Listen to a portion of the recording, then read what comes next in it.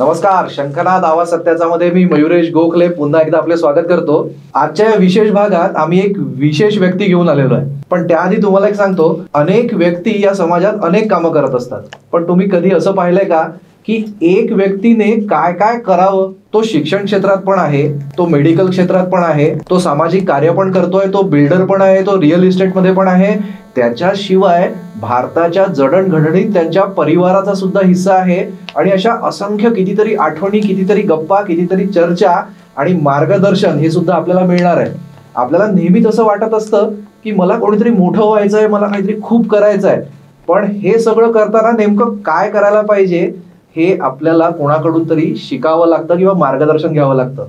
तर असंच एक खूप मोठं व्यक्तिमत्व आज आपल्यासोबत आलंय। शंखनादासाठी ही खूप अभिमानाची गोष्ट आहे की ते आज आमच्या इथे बाजूला बसले। तर आज आपण आजच्या गेस्टला, आजच्या या दिग्गजांना भेटूया आणि आजच्या कार्यक्रमाला सुरुवात करूया। खरं तर ज्यांचं इंट्रोडक्शन द्यायला मला एक दिवस पण कमी पडेल, पण तरी मी सध्यापुरती एका ओळीत त्यांचं नाव सांगतो। आपल्यासोबत आज आहेत गोविंदजी पोद्दार, जे राधाकृष्ण हॉस्पिटल अँड रिसर्च इन्स्टिट्यूटचे अध्यक्ष आहेत। बाकी ते काय काय आहेत हे लगेचच तुम्हाला कळेल। गोविंद जी, आपका बहुत बहुत स्वागत है हमारे इस एपिसोड में। नमस्कार। गोविंद जी, हमारे दर्शकों को थोड़ा सा अभी लग रहा होगा कि अब तक मैं मराठी में बात कर रहा था और अचानक हिंदी कैसे हो गया, तो मैं आपको सबको बताना चाहता हूँ कि देखिए, अगर हम लोग मराठी की बात करते हैं और मराठी में कहते हैं कि छत्रपति शिवाजी महाराज की जय, तो हमारे रोंगटे खड़े होंगे। मतलब हमारी जो मातृभाषा है, उस मातृभाषा में हम लोग बहुत इफेक्टिवली सामने से डिस्कशन कर पाते हैं। और हमारे गोविंद जी पोद्दार ये ऐसे व्यक्तिमत्व है कि मैं नहीं चाहता हूँ कि मेरा एक भी पॉइंट या एक भी मुद्दा यहाँ छूट जाए, तो इसीलिए हम लोग अभी मराठी से हिंदी में आते हैं और हम लोग गोविंद जी से अभी सुनते हैं कि उनका प्रवास कैसा है और वो क्या क्या कर रहे हैं। तो गोविंद जी, आप कैसे हैं? फाइन। शंखनाद के माध्यम से कोई भी कार्यक्रम का ऐसा शंखनाद हो, जब भगवान कृष्ण ने महाभारत युद्ध में शंखनाद किया था तो उसे पांचजन्य शंखनाद कहते थे। शंखनाद का मतलब यही है कि ध्वनि के साथ किसी कार्यक्रम के शुभारंभ के समय शंख बजाया जाता है। तो आपके चैनल का नाम बड़ा प्यारा सा, सुंदर सा और शुभ है, शंखनाद। और आज देश को ज़रूरत है शंखनाद की। विकास के कार्यक्रम हो या पत्रकारिता की आँखों की खुली आंखें रहने के कार्यक्रम हो, क्योंकि मैं देख रहा हूँ हमारे अधिकांश चैनल देश के प्रति, राष्ट्र के प्रति कार्य न करते हुए सिर्फ सत्ता के लिए काम कर रहे हैं। पर आज भी अधिकांश सोशल चैनल, अधिकांश टीवी मीडिया सत्ता के लिए काम कर रही है और अधिकांश सोशल चैनल प्रजा के लिए काम कर रहे हैं। और सोशल चैनल हो या अखबार हो, अधिकांश अखबार भी है जो जनता की आवाज़ सरकार तक पहुंचाने का प्रयत्न करते हैं, सच्चाई को सत्ता के सामने रखने का प्रयास करते हैं। और कहते हैं हमारे देश के अंदर, कहते नहीं, सच्चाई है, 4 स्तंभ है। पहला स्तंभ हमारे संसद जो चुने जाते हैं वो, न्यायपालिका हमारे देश के जो संचालन करते IAS IPS जिसको हम प्रशासकीय अधिकारी कहते हैं, और चौथा मीडिया। ये 4 पिलर है। हमारे यहाँ संसद और विधानसभा का निर्माण होता है, पर कहीं न कहीं इलेक्शन के वक्त ऐसी भटकाव की स्थिति आ जाती है कि हमारा पूरा देश का इलेक्शन जातिवाद और आश्वासन, ज़्यादा मैं जुमलेबाजी बोलूँगा तो वो विरोधियों का डायलॉग है, यानी सभी पार्टियां इतने आश्वासन देती है कि मुद्दों से हटकर सही दिशा में कार्य नहीं हो पाता। ये मेरी सोच है। खैर, मैं शंखनाद का फिर अभिनंदन करता हूं कि आप अच्छे कार्य की ओर अग्रसर है और अग्रसर रहेंगे। नहीं, हमेशा ही हमारी कोशिश रही है और आपके मार्गदर्शन में तो हम और आगे बहुत कुछ करेंगे। जैसे कि आपने अभी कुछ बातें बताई, हमारे देश की कुछ सामाजिक समस्याएं भी बताई, तो आपका परिवार भी कई सालों से हमारे देश के इस सारे सिस्टम में जुड़ा हुआ है। जैसे कि गीता प्रेस, इसमें भी हमारे देश के हिंदू धर्म की तो सबसे बड़ी गीता प्रेस ही एक पहचान है, तो उसमें भी आपका परिवार जुड़ा है ऐसा हमने सुना है। इसके बारे में कुछ बताइए। हनुमान प्रसाद जी पोद्दार ने 632 हिंदू धर्म की पुस्तकों का भाष्यकार किया है और हिंदुस्तान की पहली कल्याण ऐसी पुस्तिका है जिसमें विज्ञापन नहीं लिया जाता। नंबर 2, कल्याण गीता प्रेस द्वारा गीता भवन स्वर्गाश्रम के अंदर 1600 रूम की धर्मशाला है, जहाँ किसी से किराया नहीं लिया जाता। आज भी स्वेच्छा से जो देता है वो अनुदान के रूप में स्वीकारा जाता है। तो लोगों में आत्मीयता पैदा करने का काम कल्याण ने किया। हिंदू धर्म आत्मीयता का कैसे निर्माण हो और आत्मीयता का जीवन के अंदर कैसे गुजर बसर हो और आत्मीयता के क्या लाभ है, यही संदेश हमारे सनातन धर्म के अंदर दिया गया है। अब भले ही राम लक्ष्मण के संवाद देखे, राम भरत के संवाद देखे, इवन जब राम वापस आते हैं अयोध्या में तो राम कैकेयी के संवाद को देखिए, कितना ममतामयी मर्मज्ञ संवाद है कि जिस माता के कारण वनवास जाना पड़ा, जब वही भगवान अयोध्या आते हैं तो कैकेयी जब मंगल द्वार पर नहीं आती है मंगला आरती करने, तो भगवान कहते हैं मैं घर में प्रवेश नहीं करूँगा क्योंकि यहाँ तीसरी माँ नहीं है। और उस माँ को कहते हैं कि ये तो नीति को मंजूर था, मुझे वनवास जाना था और राक्षसों का वध करना था, और माँ तो माँ ही होती, यदि आप नहीं यहाँ होती तो मैं अंदर कैसे जाता। वो संवाद सुनने लायक है, भले ही वो सीरियल के माध्यम से आ रहा हो। इसी प्रकार बाल्यकाल कैसा हो, गृहस्थ कैसा हो, जीवन शैली कैसी हो, ये कल्याण के माध्यम से हनुमान प्रसाद जी पोद्दार ने एक प्रयास किया। ये 5 जनों का ग्रुप था, हनुमान प्रसाद जी पोद्दार, जयदयाल जी गोविंदका, पगला बाबा, राम सुखदेव जी महाराज और एक का नाम मैं भूल रहा हूँ। और ये 5 संतों ने एक सनातन धर्म की विरासत की और इस प्रकार कभी नहीं कहा कि हिंदू धर्म खतरे में है। वहाँ तो अनेक मुस्लिम लोग रामायण के पाठ करते हुए मैंने देखा है। तो ये भाव का सवाल है। उसके बाद में उन्हें भारत रत्न दिया गया 1956 में उत्तर प्रदेश के मुख्यमंत्री संपूर्णानंद जी ने, तो उन्होंने स्वीकार नहीं किया और सरलता में कहा कि मेरा इसमें क्या काम है। जैसे कि सूरदास जी को किसी ने कहा कि कविता किसकी श्रेष्ठ, तो उन्होंने बड़े सरलता में कहा कविता मेरी बढ़िया है। तो सामने वाले ने पूछा तो फिर तुलसीदास जी की कविता कैसी, क्यों नहीं बढ़िया? तो बोले तुलसीदास जी की कविता कविता नहीं है, वो मंत्र है बोले।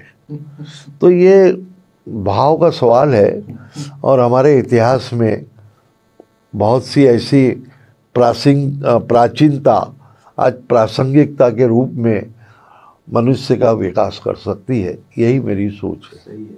और हमारे देश में ऐसे कई महान लोग हो चुके हैं और उन लोगों के परिवार से आज हमारे गोविंद जी जुड़े हुए हैं और उन्होंने भी काफ़ी कुछ काम किया हुआ है।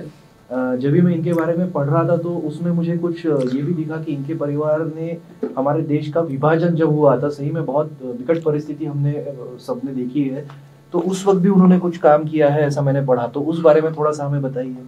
जब मैं छोटा था और स्कूल कॉलेज में अनेक बार हम बच्चों को लेके और काफ़ी बच्चों को लेके पिताजी कहा करते थे कि परिवार का विभाजन हो तो भी गलत है, और विभाजन यानी कटुतापूर्ण विभाजन हो। और देश का विभाजन तो इतना कटुतापूर्ण था, लगभग 15 करोड़ लोग पाकिस्तान से हिंदुस्तान, हिंदुस्तान से पाकिस्तान, बांग्लादेश से हिंदुस्तान, हिंदुस्तान से बांग्लादेश। उस समय का बांग्लादेश पाकिस्तान से था। तो हमारे पिताजी उस समय बांग्लादेश में जूट फैक्ट्री के अंदर, श्याम सुंदर जी पोद्दार उनका नाम था, वो डिप्टी मैनेजर थे। तो साल भर पहले उन्होंने नवाखली के अंदर वो जूट फैक्ट्री थी, वहाँ से छोड़ के अपने बेसिक बर्थ प्लेस चूरू करके है वहाँ आ गए। तो उस समय उन्होंने जो माराकाटी देखी, तो आज भी मैं वो दृष्टांत कहता हूँ तो ये बाल खड़े हो जाते हैं, यानी जिसको रोंगटे खड़ा होना कहते हैं, कि जो हिंदुओं की गाड़ी आती थी वो पूरी खून पथ से कटी हुई लाशों से आती थी और छत पे भी लाशें पड़ी रहती थी, कराहते कुछ लोग मरते नहीं थे, वो कराते थे। तो जो गाड़ी पंजाब साइड से आती थी उसकी हालत सबसे ख़राब थी, और जो सिंध लाइन से आई थी वाया गुजरात राजस्थान, वहाँ इतनी हालत ख़राब नहीं थी। यानी मेन 3 बॉर्डर है, एक गुजरात राजस्थान साइड और एक पंजाब साइड। तो इतनी हालत ख़राब थी, और यहाँ से भी गाड़ियाँ जाती थी, उसके अंदर भी असंख्य लोग कटे पीटे पाकिस्तान जाते थे। यानी दोनों धर्म के तरफ से काटा पीटी इंसानों की यानी बहुत बुरी तरीके से हुई थी। उस समय इनका जो पिताजी का ग्रुप था, वो लोग वहाँ पे जो लोग बच गए थे उनका पट्टी इलाज करना, जो बच गए उनके लिए खाना वगैरह का प्रबंध करते थे। और ये घटना 1 दिन 2 दिन नहीं चली, ये लगभग 9 महीने ये वारदात चली है। तो आप अंदाज लगा लो कितने लोगों का नुकसान हुआ होगा। उस समय पिताजी गोल्ड मेडलिस्ट थे, फिर स्टेट बैंक ऑफ बीकानेर के डिप्टी मैनेजर बने, और फिर नागपुर सेटल्ड हो गए। वैसे हमारे जिस परिवार से मैं आता हूँ समाज से, उसको महाराजा अग्रसेन परिवार बोलते हैं। तो हमारी जो ग्रांड मदर थी, यानी दादी माँ बोलते ग्रांड, वो आरवी की थी, जो नागपुर से 120 किलोमीटर दूर है। आरवी के पास कौंडल्यपुर है। तो उस ज़माने का मंदिर भी मिला है, और उस ज़माने की पूरी ताड़पत्र पे लिखी हुई पूरा इतिहास भी मिला है। तो वो कौंडल्यपुर की तो काफ़ी, हाँ, कौंडल्यपुर की हमारी भगवान कृष्ण की रुक्मणी जी भी थी। तो ये सब संघ मित्र मंडली थी। तो उस समय का इतिहास 5200 साल पुराना आज भी ताड़पत्र पे लिखा हुआ सुरक्षित है। और जो फिर बाद में इनके जो पुत्र हुए, उनका नाम महाराजा अग्रसेन था। उन्होंने जन्म से लेके मरण तक 27 सेक्टर होते हैं, उसका बहुत अच्छा सुंदर विश्लेषण किया है। तो वो विषय पे हम चर्चा करेंगे तो बहुत लंबा हो जाएगा। उनका सरल एक ही वाक्य था कि आनंदमय जीवन कैसे रहे, और आनंदमय जीवन के लिए आत्मीयता समाज होना जरूरी है। समाज के अंदर आज जो हम समाजवाद की बात कर रहे हैं, उस समय 1 रुपया 1 ईंट के माध्यम से समाजवाद था। और जिस राज्य का किसान खुशहाल रहेगा वो राज्य खुशहाल रहेगा।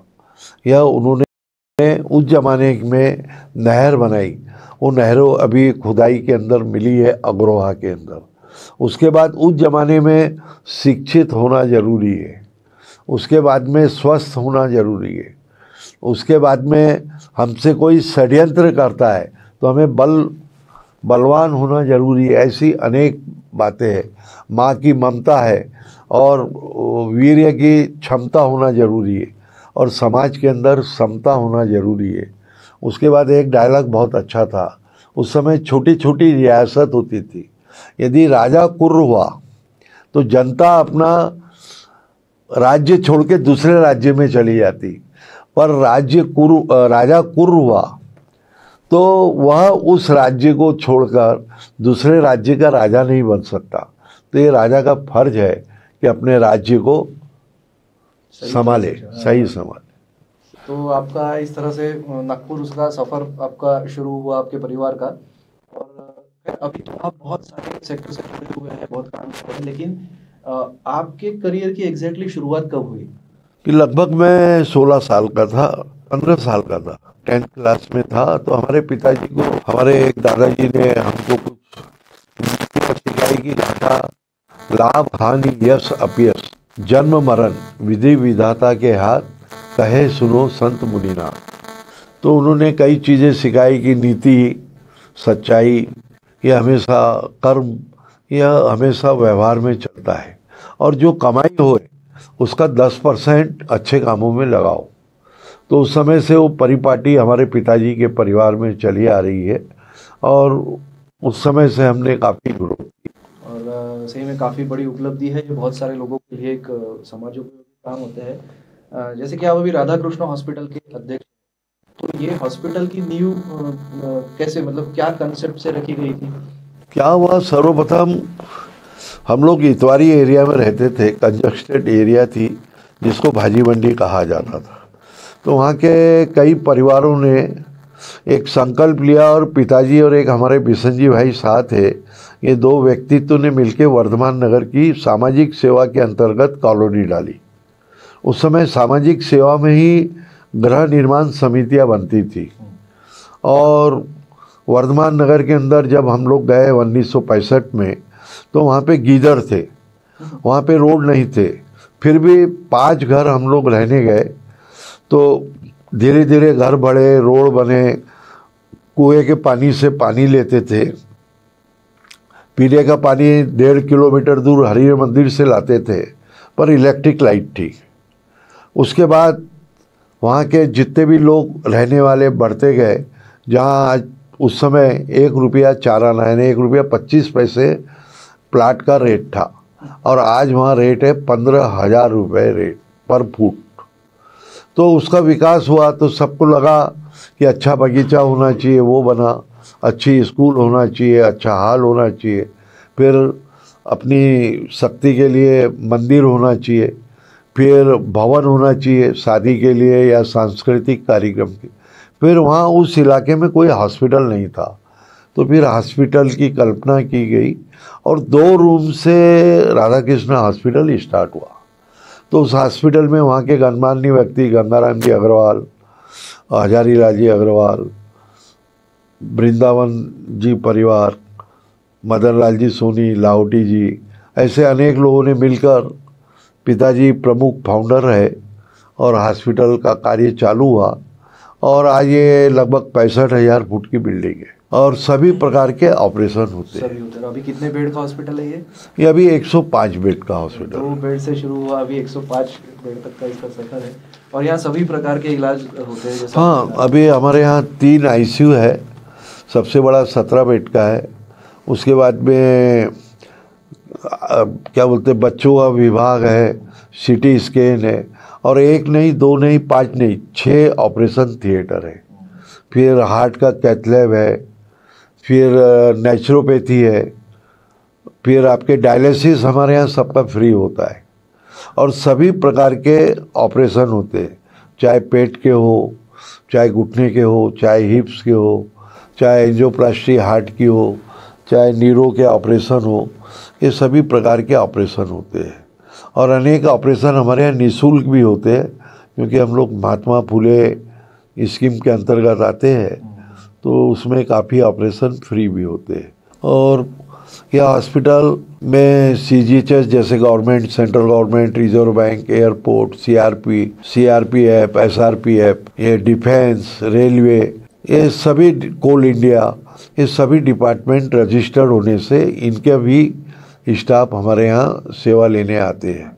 तो इसके अंदर क्वालिटी मैनेजमेंट रहता है।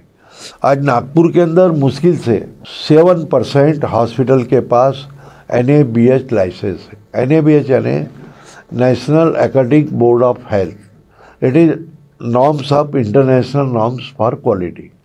तो हम लोग चैरिटेबल हॉस्पिटल होने के बावजूद हम लोग NABH नॉर्म्स के अंतर्गत रजिस्टर्ड है। इसमें हमको 20 लाख रुपए का खर्च सालाना आता है, यानी क्वालिटी मेंटेनेंस में बहुत सारे नॉर्म्स और स्टाफ और रेजिन लगते हैं। तो जैसे कि आपने मुझे बताया कि सारी सेवाएं यहाँ पे उपस्थित है और आप सारी जुड़े हुए हैं सारे ये स्कीम से। तो अभी हम लोग जैसे कि हॉस्पिटल का नाम निकलता है तो एक बात हमेशा चर्चा में आती है कि आजकल डॉक्टर्स या हॉस्पिटल कट प्रैक्टिस करते हैं, मतलब रहता कुछ नहीं है इतना, लेकिन लंबा बिल बनाने के लिए। तो इस सारे सिचुएशन पे हमारे राधा कृष्ण हॉस्पिटल का रोल क्या है? देखिए, बहुत सरलता की बात है। सबसे बड़ा दुर्दैव समय आया था कोरोना। कोरोना के अंदर बोलना नहीं चाहिए, यमराज तो मरने के बाद दिखता है, जीते जी मरता एक आदमी और यमराज के पास एक आदमी जाता है। पर कोरोना में बीमार हुआ एक, पर 5 आदमियों को यमराज दिखता था कि हम पैसा कहाँ से लाएंगे।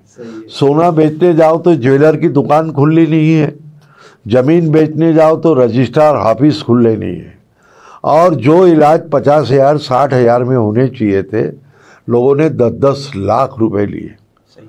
और इतनी बड़ी इंक्वायरी कमेटी बैठी, सब लिपापोती हो गई। 16-16 करोड़ रुपए ज़्यादा लेने वाले हॉस्पिटल सीना तान के चल रहे।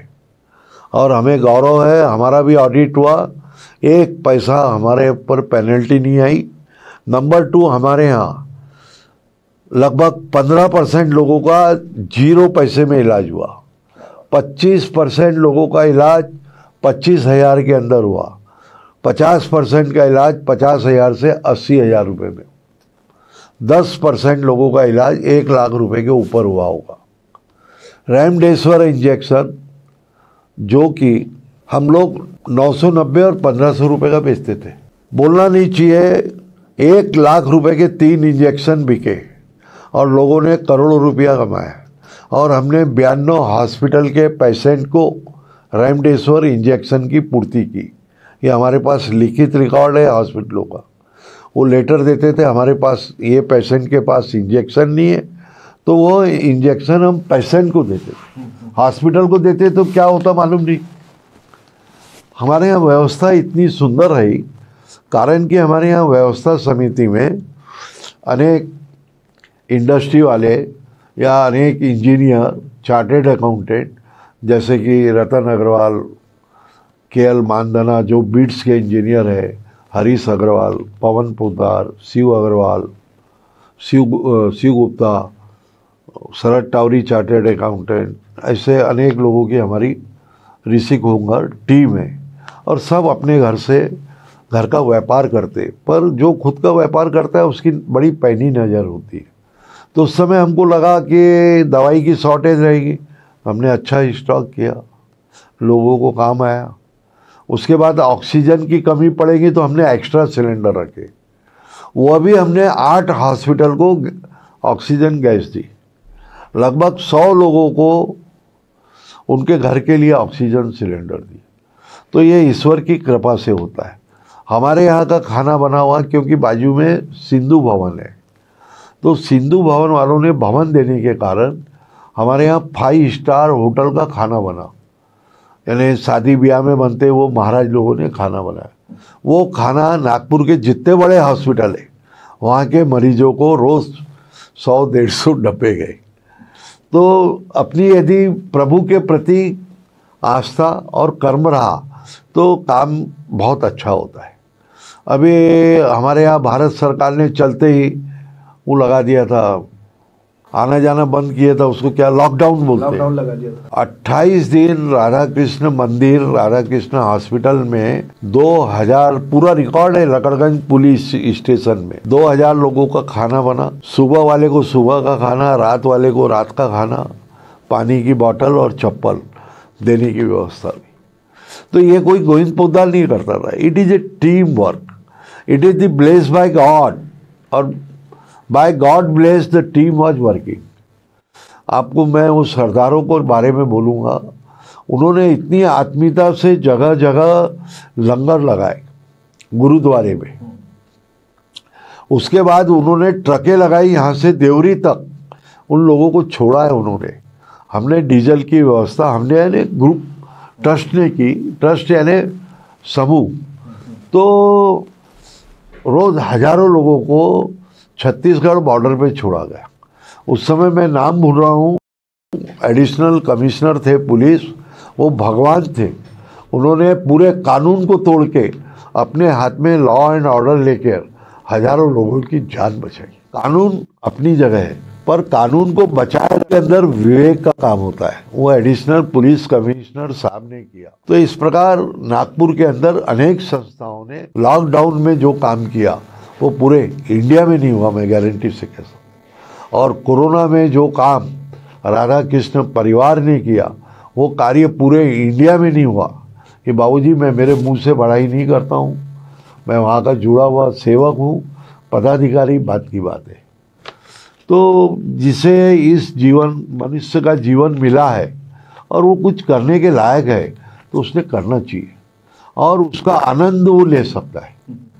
यदि किसी कार्य करने के बाद उसको आनंद आए तो उसका जीवन सफल है, सरलता की बात। आप कोई संतरा बाजार से खरीद के लाते हैं, आप लाते हैं, आपका परिवार लाता है या नौकर लेके आता है, और आपने किसी दूसरे के बगीचे में जाके संतरा तोड़ के खाओ तो आपको डबल आनंद आएगा, और खुद के द्वारा लगाए हुए झाड़ का संतरा आप खुद खाओ तो आपको 100 गुना आनंद आएगा। तो ये तो प्रैक्टिकल से अनुभव करना है, ये सरलता में प्रैक्टिकल अनुभव की बात शेयर कर रहा हूँ। सही में सर ने जो अभी बात बताई कि वो रेमडेसिविर के बारे में भी एक कहा, मैं खुद मुझे पता है मेरे दोस्त ने 70,000 में एक लिया था। बाप रे बाप। तो ये बहुत विकट परिस्थिति थी, और राधा कृष्ण मंदिर और राधा कृष्ण हॉस्पिटल का ये जो काम है ये सही में बहुत बड़ा काम है। और मुझे तो अभी इनकी बातें सुनते सुनते ऐसे लग रहा था कि जब कोई काम भगवान को खुद को करना नहीं है तो वो कोई अपना रिप्रेजेंटेटिव भेज देता है। तो ये और इनके जो समूह जिनके बारे में इन्होंने कहा, तो सही में आज ये इस ट्रस्ट के मार्फत वही काम कर रहे हैं, और केवल हॉस्पिटल में ही नहीं, स्कूलों में भी है और बहुत सारे अलग अलग क्षेत्र में ये काम कर रहे हैं। अभी जैसे इनका एक इन्होंने कहा कि नेचुरोपैथी भी इनका एक विभाग है। तो मैं इसके पहले एक बात जोड़ दूंगा। हाँ, कोरोना पे हाँ, इंडिया लेवल पर मेरा एक इंटरव्यू है जो एक टीवी में मैं आपको भेजूंगा, उसमें मैं 8 बार रोया हुआ हूँ। और मैं सुप्रीम कोर्ट गया, यानी दिल्ली नहीं गया। मेरे एक दोस्त है एडवोकेट अजय अग्रवाल, उस समय ऐसी लूटमार मची हुई थी, 4500 रुपये RT-PCR की टेस्ट का रेट था। सुप्रीम कोर्ट ने ऑर्डर किया 400 रुपये में। उस समय से 400 रुपये में RT-PCR जांच हुई। पर हमारे कलाकार भाई क्या करते थे, वो 400 का भी 800 रुपये लेते थे। क्यों? 400 रुपीज एंड अदर टेस्ट। अब वो हार्ट में आदमी 800 नहीं 1800 भी देता है। सर शुरुआत में तो वही। उसके बाद रेमडेसिविर के बारे में मैं फिर सुप्रीम कोर्ट गया, तो उस समय जो ब्लैक में इंजेक्शन बिक रहा था, गवर्नमेंट ऑफ सुप्रीम कोर्ट ने इमीडिएट ऑर्डर 1500 रुपये का किया। भर कोरोना के समय एडवोकेट अजय अग्रवाल ने ऑनलाइन पिटीशन फाइल की और इमीडिएट डिसीजन। तो प्रयास करना चाहिए, संगठित होना चाहिए हर कार्य के अंदर, जब भी हमारे देश का सच्चा विकास होगा। नहीं, सही बात है। और आपके सारे ये ट्रस्ट द्वारा बहुत बड़ा काम चल रहा है। तो आपके यहाँ पे और भी बहुत सारे विभाग है, जैसे कि अभी मैं कह रहा था ये नेचुरोपैथी का भी एक डिपार्टमेंट है, तो यहाँ कैसे काम होता है? मैं आपको हर विषय पे आपने एक इंटरव्यू रखना चाहिए तो उसमें हम डिटेल में बात कर पाएंगे। हाँ। शायद ये हिंदुस्तान का नहीं, वर्ल्ड का ये पहला हॉस्पिटल है, क्योंकि मेरे को अभी तक दूसरा हॉस्पिटल मिला नहीं जहाँ नेचुरोपैथी सेंटर है। इसीलिए मुझे वही, मैं उसके बारे में डिटेल जानकारी देना चाहूँगा। मैं अभी 2 साल पहले 1.5 साल में 3 बार यमराज से गले मिल गया, और तीसरी बार पहली बार मुझे बहुत बड़ा कोरोना में हार्ट अटैक आया, ठीक हुआ। यानी दूसरी बार मैं कोरोना से खुद ग्रसित हुआ। परिवार के 12 लोग में 12 लोग कोरोना के, यमराज बिल्कुल खड़ा था, सब बच गए। तीसरी बार कोरोना के बाद मैंने इंजेक्शन लिया, उसका नाम था Covishield, if I am not wrong. उसके बाद मेरे को महीने भर बाद अनेक लोगों को तो हिप्स खराब हुए, अनेक लोगों के शोल्डर्स खराब हुए, अनेक लोगों के फेफड़े खराब हुए। तो मेरे फेफड़े खराब हो गए थे। मैं इलाज के लिए नागपुर, हैदराबाद, बम्बई, दिल्ली सब जगह गया, और मैं दिल्ली एयरपोर्ट पे और नागपुर के होटल में इतना बड़ा फेफड़े का यानी लंग इन्फेक्शन का दौरा आता था कि मैं गिर जाता था, खड़े नहीं रह पाता था। फिर मैं बॉम्बे में, जब मेरे को वापसी यानी बॉम्बे एंटर करते वक्त मेरे को बॉम्बे एयरपोर्ट पे जब दौरा आया, तो जब मैं मेरी सिस्टर के यहाँ पहुँचा तो किसी ने कहा, यार काहे तू इसके चक्कर में पड़ा है, तू मेरे कहने से मेरे साथ चल, तेरा इलाज कराता हूँ। तो मेरे को लगा कि कोई बाबा के पास ले जा रहा है, कहाँ ले जा रहा है? बोले तू चल तो सही। भैया वो मेरे को ज़बरदस्ती बोले नासिक। तो मैं समझ गया कि भैया ये भगवान को बोलेगा मत्था टका और भस्म लगा। मैं भगवान को मानता हूँ, वो मेरे को बताया ही नहीं। और नासिक ले जाके नेचुरोपैथी सेंटर में संगमनेर में ले गया। बोले मैं ये यहाँ लाया हूँ। तो मेरी आत्मा को शांति हुई कि भाई ये भी एक इलाज का सेंटर है। उसका नाम था मालपानी नेचुरोपैथी सेंटर। बाबूजी उन्होंने मट्टी लगाई मेरे को कोई तकलीफ नहीं रही कि इलाज है, इनका सिस्टम है। उन्होंने मेरे को वो स्टीम बाथ दिए, मालिश किए, वो पत्थर की मसाज किए, ऐसे 4-5 काढ़े वाड़े दिए। मेरा ये जितना लंग में वो सफ़ेद कप जम जाता है वो दवाई से निकला नहीं, वहाँ लैट्रिन के माध्यम से मेरा निकलना। और फिर तीसरे चौथे दिन उन्होंने मेरे को घी की खिचड़ी खिलाई कि मेरे लंग के पूरा कचरा निकला काफ़ी और दिखता था, सफ़ेद सफ़ेद कप निकला। फिर वहाँ मेरे को कोई कैंसर का पेशेंट मिले, कोई किडनी का मिले, कोई मोटापे का मिले, मैं भी मोटा हूँ, तो उसके बाद में लंग्स के मिले, पेट के खराबी वाले मिलते थे, सबका इलाज हो रहा है। तो मैंने बोला कैंसर का इतना बड़ा इलाज? बोले भाई फर्स्ट स्टेज में इसका इलाज है, तुम्हारी किडनी के अंदर डायलिसिस चालू होने की, उसके पहले गारंटेड इलाज है। मैं बोला इतना बड़ा इलाज हिंदुस्तान के अंदर जहाँ मैं लाखों रुपए बर्बाद किया, वहाँ कुल 1800 रुपये रोज़ लेते थे और मेरा बढ़िया इलाज हुआ। मैंने कसम खाई कि यहाँ मैं सेंटर खोलूँगा।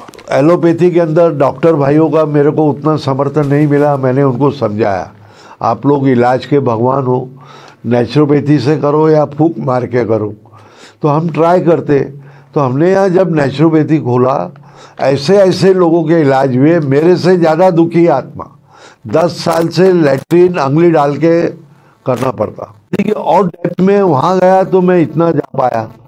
मैंने अनेक विद्वानों से मिला। तो नेचुरोपैथी के अंदर 8-9 सिस्टम है, जैसे कि कीचड़ थेरापी है, मालिश थेरापी है, स्टीम थेरापी है, वाइब्रेट थेरापी है, तुम्हारे सिरोधारा थेरापी है, ये सरल सरल थेरापी है। फिर हिप्स बात है, नीज बात है, फुट बात है, और ये सबसे निरोग के अंदर सर ये सब चीज़ों में। और पेट की बीमारी ठीक हुई यानी आपकी आधी बीमारियाँ ठीक, मस्तिष्क की बीमारी ठीक हुई यानी आपकी काफ़ी बीमारी ठीक। फिर ये मस्तिष्क को कैसे वो करते मोटिवेट, तो उसके लिए योगा, ध्यान, प्राणायाम, मेडिटेशन, इसके हमें मास्टर मिल गए। एक 75 साल की महिला है जिसने शादी ही नहीं की, वो पूरा डेडिकेटेड है, BA B.Ed LLB है। एक हमें डॉक्टर मिल गए जो 60 साल के हो गए, वो भी बैचलर है, वो पूरे इंडिया में घूम घूम के प्रचार कर, पर नागपुर के। तीसरे हमें मुद्रा के अंदर मिल गए, पूरे इंडिया के ज्ञानी, वो भी बैचलर है। तो 3 हमको बैचलर सेवा भाव में मिले। तो एक 32 साल पूरे वर्ल्ड में काम किए हुए doctor Ramesh Thackeray, scientist, PhD, और मेरे ख्याल से उनको अवार्ड मिले होंगे तो मैं गिनाऊंगा तो कल तक भी नहीं गिना पाऊंगा, 150-200 अवार्ड। वो बीमार हुए, वो यहाँ इलाज कराने आए, और जब इलाज करा के उनको लाभ हुआ तो उन्होंने कई साइंटिस्टों के इलाज कराए, एक नहीं, नागपुर के ही, पर सीनियर एज के। तो उन्होंने अभी कुछ दिन पहले universal health wellness and naturopathy research centre की स्थापना की, और सब लोगों ने उनको चेयरमैन बनाया। और वीडियो कॉन्फ्रेंस में USA, UK, आपके सिंगापुर, केन्या, और बड़े बड़े बॉम्बे के जैसे वोकार्ड के रिटायर्ड नहीं, एक्स CEO, बॉम्बे हॉस्पिटल के CEO, नेशनल लेवल के अनेक योगाचार्य जो डीन रहे हुए, ऐसों की एक टीम बना के रिसर्च सेंटर डाल दिया। नेचुरोपैथी में जो लाभ होता है उसका रिसर्च रिकॉर्ड एज पर इंटरनेशनल नाम, तो इंटरनेशनल नाम से एक हेल्थ रिसर्च इंस्टीट्यूट का कोलैबोरेशन भी हो गया। यह काम देखते हुए नेचुरोपैथी की कॉलेज है कवि कुलगुरु Kalidas university, government of Maharashtra, उन्होंने हमें रिकॉग्नाइजेशन देके कोर्स चालू कर दिया। तो चले हम 2-4 थे, बन गया ये कारवान। तो अपने आप इसको राष्ट्रीय लेवल पे, अंतर्राष्ट्रीय लेवल पे कार्य होने चालू हो गए। कार्य सिद्ध हो गए तो अपने आप मान्यता मिलेगी, बस सरल फंडा है। लेकिन आपकी बातों से तो मुझे मतलब मैं पहली बार सुन रहा था कि जो बड़े काम होते हैं वो किस प्रकार से होते हैं, और उसके लिए सही में आप जैसे लोग ही बहुत बड़े हमारे लिए ये उपलब्धि है कि आज एक अपने नागपुर में इतना अच्छा सेंटर चल रहा है। और एक छोटा सा सवाल मैं इसके ऊपर से आपको पूछूंगा कि आपका, अभी मैं आपसे बहुत देर से बात कर रहा हूँ तो मुझे ये पता चल रहा है कि आप हमेशा कुछ ना कुछ करते रहते हैं, आप एक्टिव है। तो ये एक्टिवनेस नेचुरोपैथी की ट्रीटमेंट के बाद आप में आया है या पहले से ही है? नहीं नहीं, बिल्कुल सही कहा। नेचुरोपैथी के पहले थोड़ा अपने आप में मैं सुस्त हो गया था। यदि उसे मैं कहूँ कि उत्साह कम हो गया था, बहुत कम हो गया। पर नेचुरोपैथी में संगमनेर जाने के बाद उत्साह डबल टिबल चौबल हो गया और अभी 73 में रनिंग हूँ। But I am feeling young and enjoying the life. और अभी तो ऐसे ऐसे महान काम किए हुए वर्ल्ड लेवल पे, इंडिया में उनकी खदानें हैं, ऐसे महान लोग अपने आप जुड़ते जा रहे हैं। उसमें से हमारे एक मिश्रा जी भी जुड़े हैं और ठाकरे जी, बहुत लोग हैं, मैं नाम नहीं ले पाऊंगा अभी। और सब लोगों ने मिलकर एक समृद्ध भारत की भी स्थापना की कि हमारा राष्ट्र का विकास सही में कैसे हो। तो उसमें सबसे पहले हमारा पोषण, हम अभी जहर खा रहे हैं क्योंकि हर खाने के अंदर फर्टिलाइज़र है, पेस्टिसाइड है। तो अभी हमारे पद्मश्री सुभाष पालेकर, डॉक्टर R.G. ठाकरे, ऐसे अनेक साइंटिस्टों ने जहर मुक्त अनाज खाए, नंबर 1। नंबर 2, गेहूँ हमारे लिए जहर है।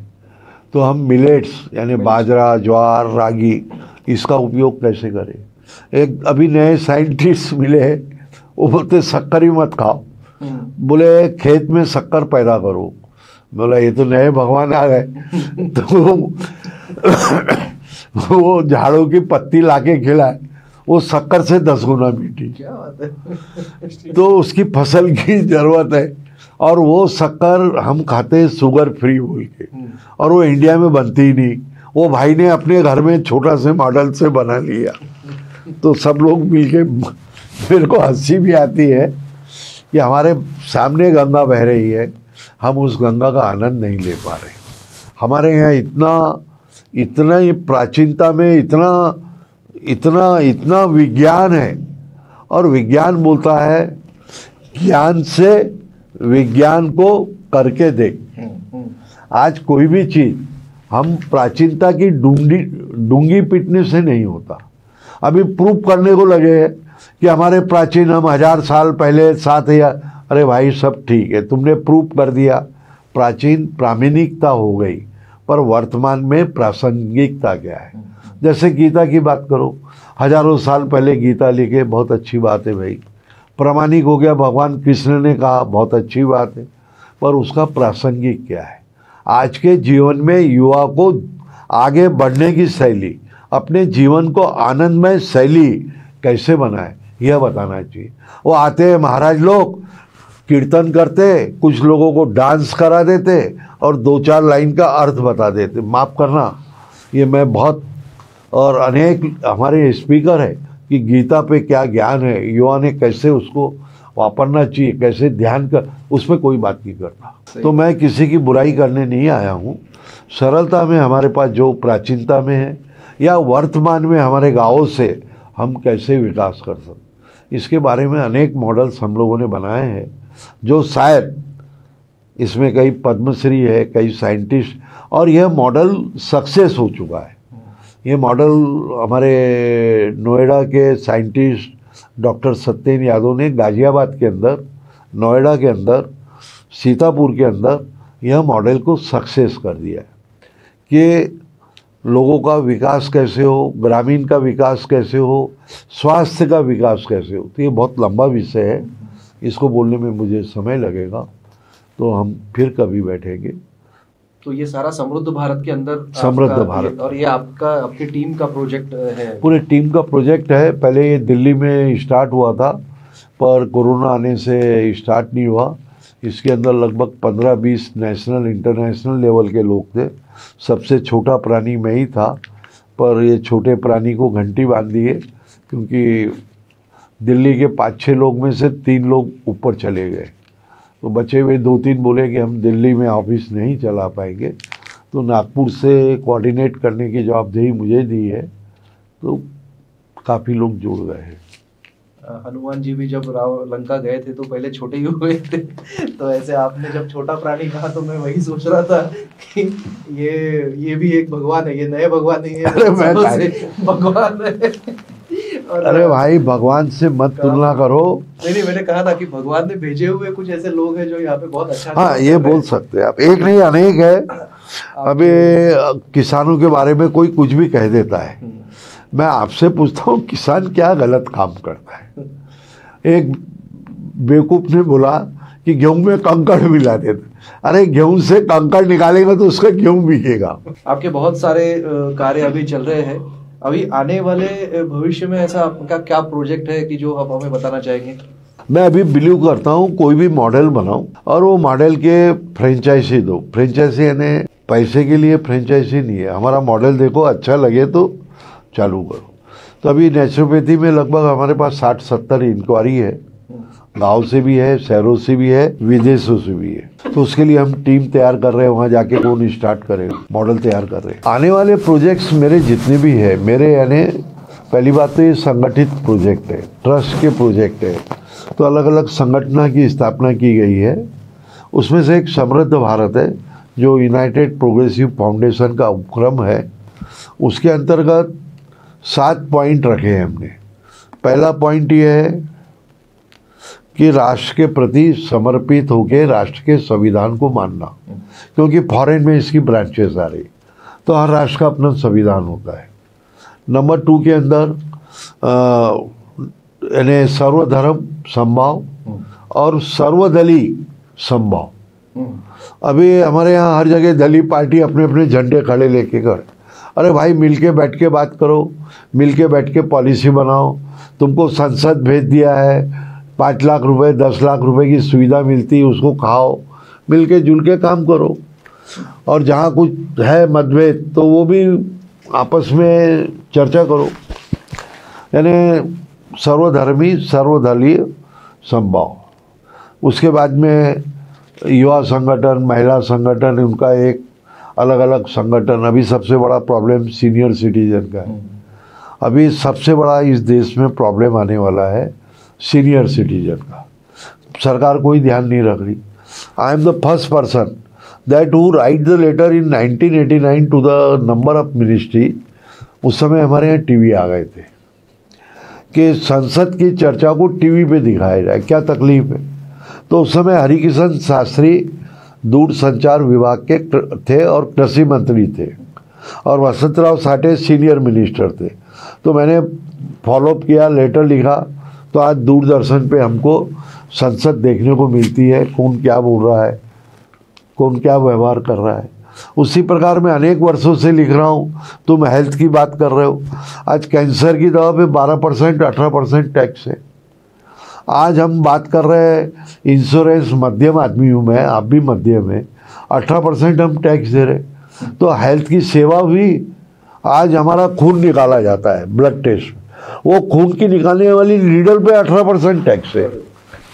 तो इसमें हमारी स्वास्थ्य के प्रति सेवाएं भी, चाहे सरकार किसी की भी हो, यह पत्र व्यवहार मैं 10 वर्षों से कर रहा हूँ।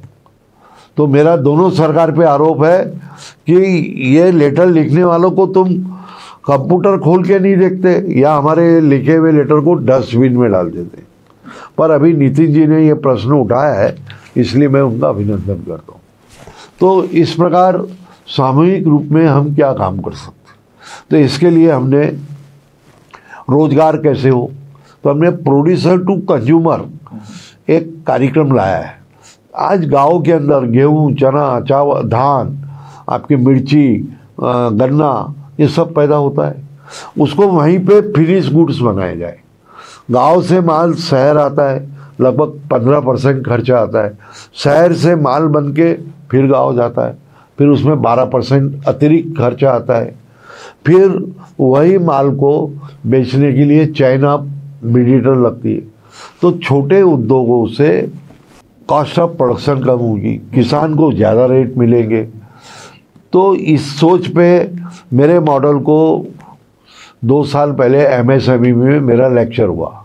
उन्होंने बोले बहुत अच्छा प्रोजेक्ट है। वहाँ के ऑफिसरों ने ट्राई किया, टाई फीस फेल हो गए, क्योंकि वो फर्स्ट स्टेप सेकंड जानते। हम इसको एंडिंग लेवल पे कार्य कर रहे हैं। ये एक प्रोड्यूसर टू कंज्यूमर है। इस प्रकार हमारा 7 पॉइंट के ऊपर समृद्ध भारत काम कर रहा है। विदेशों में भी इसकी ब्रांच है, क्योंकि समस्या हर जगह एक है। पर ये बॉर्न बेबी है और बॉर्न बेबी को सब बड़े हंसते हुए खिलाते हैं।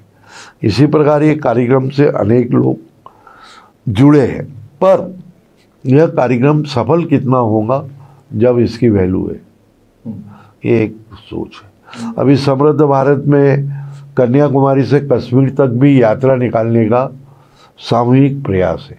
मैं आपको पुनः कह रहा हूँ कि मैं अकेला कोई भी कार्यक्रम के पीछे नहीं हूँ, ये एक संगठन की ताकत है। और देश में अभी किसी वाद या किसी दलीय की ज़रूरत से ज़्यादा देश के प्रति विकास कार्य होने के लिए सब लोगों ने एक सामाजिक प्लेटफॉर्म पे आके कार्य करना चाहिए। तो जैसे कि आप पूरे देश में, पूरे विश्व में कई जगह घूमे होंगे, बहुत सारे अपने लोगों से मिले, बहुत सारे देश में अपने क्या क्या होता है अलग अलग जगह देखा होगा। अब उस सब को जब हम हमारे नागपुर से रिलेट करते हैं, आप नागपुर से हो तो साहजिक है आपका जुड़ाव, आपका जो प्यार है वो नागपुर से है। तो नागपुर के विकास के बारे में आपने क्या सोचा है? I am born at Nagpur and I know every culture and working of the Nagpur. Nagpur का बहुत बड़ा इतिहास है। भगवान राम जब वनवास गए थे तो रामटेक होके गए थे। भगवान कृष्ण ने कौंडल्यपुर में रुक्मणी जी से विवाह किया था। फिर हम देखेंगे तो एक बहुत बड़ा इतिहास है नील और दमयंती का आमगांव से। फिर कालिदास का बहुत बड़ा इतिहास है। और हम पुराना इतिहास देखेंगे तो फिर हमारे यहाँ बुलंद शाह का इतिहास, भोसले का इतिहास, अंग्रेज़ों का इतिहास। फिर अब हम ये सब हमारी हजारों साल पहले की, सैकड़ों साल पहले की बात हुई। ये सब हमारे यहाँ का बड़ा सशक्त इतिहास है और नागपुर का इतिहास सब इतिहास से जुड़ा हुआ है। अब मैं 20वीं शताब्दी में आऊँगा, क्योंकि हर शताब्दी की बात करूँगा तो समय लग जाएगा। इस शताब्दी का हमारे यहाँ तिलक का भी रोल रहा है, क्योंकि जब पूना से बाल गंगाधर तिलक यहाँ आते थे और उसके पहले हमारे यहाँ भोसले का शासन था, उसके बाद अंग्रेज़ों की हमारे यहाँ गुलामी थी, उसके बाद में हमारे यहाँ इतिहास था बाल गंगाधर तिलक का, उनके भी यहाँ कार्यक्रम हुए हैं। उसके बाद में सुभाष चंद्र बोस के कार्यक्रम हुए हैं। वर्धा में सत्यनारायण जी बजाज के यहाँ रहे, जो हमारे रिश्तेदार थे। महात्मा गांधी का इतिहास रहा है कि वो सेवाग्राम आए थे। फिर उसके बाद में जयप्रकाश नारायण, अनेक लोगों का रहा है। आपको ये नहीं मालूम, यहाँ गांव के अंदर एक वरोरा गांव है, वहाँ के अंदर शायद 102 लोगों ने विद्रोह किया था, उनको गोली से भून दिया था। यहाँ पास में एक चिमूर है, वहाँ पे भी सैकड़ों लोग गोली से मारे गए थे। तो बड़े हमारे स्वातंत्र संग्राम सेनानियों की शहीदी के बाद ये देश आज़ाद हुआ है। उस समय हमारा नागपुर मध्य भारत की राजधानी था, जिसको सीपी एंड बरार बोलते थे। तो 1960 में हमको लड्डू दिखाया गया नागपुर वासियों को, और हमें सीपी एंड बरार की प्रामाणिकता को रद्द करके 1960 में हमको महाराष्ट्र में बम्बई राजधानी के अंतर्गत नागपुर को उपराजधानी बना दिया गया। और उस समय एक करारनामा हुआ जिसका नाम था नागपुर करारनामा। उसमें हमारे को 24% 4% हम हर विकास की भागीदारी थी। आज 24% 4 विकास की हम बात करेंगे तो कहीं पे भी हम 16.8% के ऊपर नहीं है। हम इरिगेशन की बात करेंगे तो हमको 13% में खड़े हैं। हम एजुकेशन में ग्रेजुएशन पोस्ट ग्रेजुएशन की बात करेंगे तो हम 15% पे खड़े।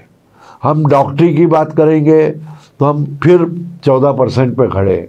इंजीनियरिंग की बात करेंगे तो 15% पे खड़े। तो इसी प्रकार रोज़गार की बात करेंगे तो हम 14% पे खड़े। यहाँ रोज़गार करने के लिए यहाँ का नागपुर का बंदा या विदर्भ का बंदा कहाँ जा रहा है? पुणे ला जाऊन रहे। तो हमारा नागपुर का विकास, जब से नागपुर उपराजधानी बनी, हमारा विकास बहुत मात्रा में पाताल में गया है। आप बोलेंगे कैसे? अरे भाई, सब तकलीफ़ें हमारे यहाँ हैं। हमारे यहाँ जितना पोल्यूशन है, जितना एनवायरनमेंट ख़राब है, हमारे यहाँ लाइम है, हमारे यहाँ कोल है, हमारे यहाँ आयरन ओर है, मैग्नीज ओर है, सिलेमनाइट है, काइनाइट है, गोल्ड है, फॉरेस्ट है और राइस है, और सबसे ज़्यादा पानी का कलेक्शन है। उसके बावजूद हमारे यहाँ से ज़मीन से माल निकाल कर बिजली बनाई जाती है। यहाँ के बने हुए माल से बम्बई की बड़ी बड़ी बिल्डिंगें बनती है, क्योंकि यहाँ से सीमेंट बनता है, लोहा बनता है। ये सब होने के बाद यहाँ जो उस पर होने वाली संपत्ति के ऊपर जो आय होती है जीएसटी के माध्यम से, वो पूरी चली जाती दिल्ली, पूरी रॉयल्टी चली जाती दिल्ली। उसका कुछ परसेंट, 40%, किसी में 50% कहाँ आता है? बम्बई। और बम्बई वाले फिर क्या करते हैं? 10% देते हैं विदर्भ को। तो जब हमारा बेसिक, हमारा पूरा धन बाहर है या लूटा जा रहा है, तो आप कैसे सोचेंगे नागपुर का विकास हो? आज सबसे ज़्यादा, अभी एक सर्वे आया है, कैंसर नागपुर और चंद्रपुर में फैला है। क्यों फैला है? क्योंकि यहाँ के जो सीमेंट बनती है उससे पर्यावरण बढ़ता है, बिजली बनती है उससे पर्यावरण खराब होता है और कैंसर फैलता है। ये मैं नहीं बोलता। अभी हम नागपुर की बात करते हैं। नागपुर बारूद पे बैठा हुआ है, ये मैं नहीं बोलता। एक सुधा कमेटी रिपोर्ट आई है कि हमारे यहाँ एक गैस प्लांट है वर्धा रोड पे, उसको हटा देना चाहिए। वहाँ का पेट्रोलियम स्टोरेज हटा देना चाहिए। वहाँ किसी दिन अंगार लगी तो जिस प्रकार हजारों लोग दिल्ली के सकूरपेट में मरे थे, एक बस्ती है सकूर बस्ती, तो वहाँ जब ये पेट्रोलियम में विस्फोट हुआ था तो उसके चिथड़े किलोमीटर तक गए थे। ये बात है 1981 की। तो ये इतिहास नागपुर का है, किसी को फिक्र ही नहीं है।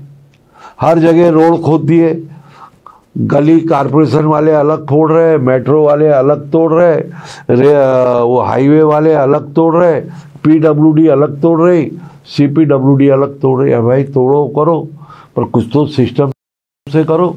सर, आपका बहुत बड़ा अनुभव है, बहुत सारे नहीं अनुभव सबका है, तो बहुत कुछ सीखने को हमें मिला। एक और बात हमें पता चली कि आपने कुछ अटल जी से जुड़ा हुआ कुछ किस्सा है जिसमें आपको कुछ कारगिल के वक्त कुछ ये हुआ। अटल जी के बारे में कैसे बताऊं कि 1984 की बात है शायद, अपने ही नागपुर खामला के जहां आपका कार्यालय है, एक भैया जी पांडे रहते हैं, तो उनकी शादी ग्वालियर हुई थी। तो उस समय से हमारा संबंध मामा जी के रूप में अटल जी से हुआ, क्योंकि अटल जी ने अपनी भांजी का कन्यादान भैया जी पांडे को किया। तो उनके पिता भी हो गए और मामा भी हो गए, और उस साल वो इलेक्शन हार गए थे। तो तिलक पुतले पे पांडे ऑप्टिकल्स के उद्घाटन पर आए थे, और उसी समय नितिन गडकरी को उनका परिचय हम लोगों के माध्यम से हुआ था। वैसे बीजेपी के थे, परिचय की ज़रूरत नहीं, पर एक आत्मीयता में अलग परिचय होता है, और उन्हें महाराष्ट्र के विद्यार्थी का अध्यक्ष बनाए थे अटल जी ने। खैर अटल जी से रिश्ता रहा। कारगिल जब जन जागरण हुआ तो उस समय क्रिकेट चल रहा था, तो कारगिल न्यूज़ 4th नंबर पे आती थी। तो अटल जी का एक बार फ़ोन आया कि भाई आपकी सामाजिक संस्थाएं बहुत है, तो आपने कारगिल जन जागरण करना चाहिए। तो वो भार हमारी संस्था को दिया गया, और हमने कारगिल जन जागरण यात्रा नागपुर, अमरावती, अकोला, चिखली, जालना, पूना, मुंबई, धुलिया, इंदौर, भोपाल, झांसी, ग्वालियर, दिल्ली, हरियाणा, पंजाब, जम्मू, टाइगर डिवीज़न, कश्मीर तक गई थी। तो उसका मैं सबके आशीर्वाद से अध्यक्ष था उस पूरे कार्यक्रम का और संस्था का। उस समय उस संस्था का नाम था भारतीय विकास संस्थान। तो इसमें सब जगह मुख्यमंत्री आए और अनेक जगह हजारों लोग आए। जालना में तो 15,000 लोग थे। इस प्रकार ये कार्यक्रम में काफ़ी लोग हर जगह आए। महाराष्ट्र में विलासराव देशमुख सीएम, तो मध्य प्रदेश में दिग्गी राजा, यूपी में मुलायम सिंह थे, वो नहीं आए। फरीदाबाद में हरियाणा के मुख्यमंत्री, दिल्ली में शीला दीक्षित ने वेलकम किया और अटल जी ने पीएम हाउस में हरी झंडी दी जम्मू कश्मीर की। तो उस समय मैंने देखा इतने बड़े व्यक्तित्व ने मुझे बाजू में बैठा है, मेरा तो दिल बड़ा बाग बाग हो गया। उसके बाद में अटल जी ने मुझे बोलने का मौका दिया। सरलता में मेरे को याद आई वो बातें। अटल जी, आज तक तो आप पर भारत की निगाहें रहती थी, आज आपके पलकों पर विश्व की निगाहें। क्योंकि फिर उसके बाद में अटल जी को मैंने बोला, ये पूरे भारत से 250 लोग आए, पीएम हाउस की बात है, इनके साथ फोटोग्राफी नहीं होंगे तो मेरे को बोलेंगे तुम मंच पे भी बैठ गया और भाषण भी दे लिया। तो अटल जी ने 15-15 करके 14-15 60 में पूरे 250 लोगों के साथ फ़ोटो खिंचाई और सबको बढ़िया नाश्ता कम खाना, यानी हैवी नाश्ता करवाया और सबके साथ कंधे पे रख के बात करी। 1 घंटा वो हम लोगों के साथ रहे। तो ऐसे हमारे प्रधानमंत्री हुए हैं और आज भी है, ऐसी कोई बात नहीं है। तो उनकी सरलता और कारगिलता में मुझे बहुत बड़ा रिवार्ड भी दिया उन्होंने। तो अटल जी की, वैसे मुझे अटल जी, नरसिम्हा राव, इनका सानिध्य रहा। राष्ट्रपति में ज्ञानी जैल सिंह, शंकर दयाल जी शर्मा के साथ कुछ काम करने का मौका मिला है, तो इनसे सीखने को मिलता है। सर, आपसे भी हमें बहुत कुछ सीखने को मिला। नहीं मैं तो आप लोगों से सीखता हूँ, फिर प्रचार करता हूँ। हम सर, मतलब हम, हमारे सारे दर्शक और पूरा ये शंकरनाथ की टीम, हम बहुत मोटिवेट है आपसे और हमें अभिमान है कि आप जैसे व्यक्ति हमारे स्टूडियो में आए, इतना बहुमूल्य समय दिया, बहुत अच्छा मार्गदर्शन आपने किया।